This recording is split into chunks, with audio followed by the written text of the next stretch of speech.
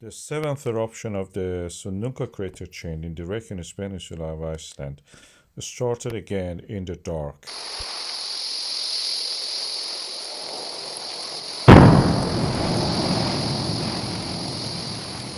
And it spread rapidly to become the second largest eruption.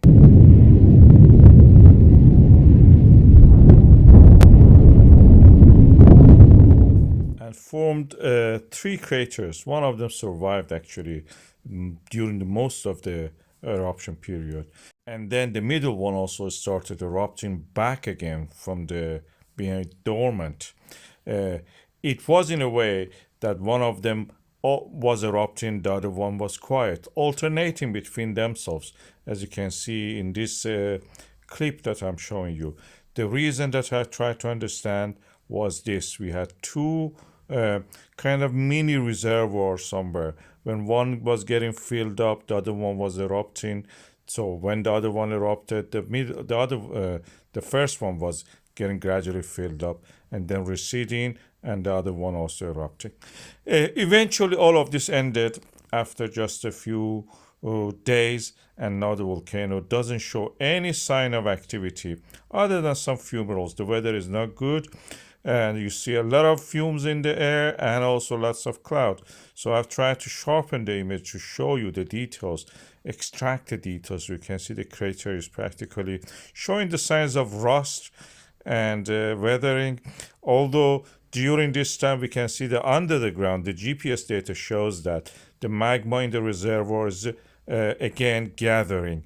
We are seeing in the Skipatskis and the Svartsengi sharp rise in the GPS data, showing the layers of the rock are rising towards the sky slightly, 1 centimeter, 2 centimeter. We can measure these things, and this is a sign that the magma is there and pushing up. And that practically means the eruption is blocked, but the magma input now like a balloon extending the ground. The reason that it takes every time longer, next one I think it will be February, is that the first eruption happening, opening seals and dikes, then solidifies. Then after that, the next eruption has to make its own pathway because the previous one is blocked practically, solidified or semi-solid. And then this one has to make its own seals and cracks and dikes, and again fill it up with the magma, reach the surface, erupt, and then after eruption finishes, it solidifies or becomes semi-solid, and then the next pathway has to be made independent of that. Every time this making of the pathway takes longer as the lava and as the magma is already there, pushed up the ground, and practically making it a little bit more difficult. So the time between each eruption is getting longer and longer. I predict that the next eruption will be in February. Hazard or risk assessment due to the hazards of the volcanic eruption is now updated. All of them are reduced.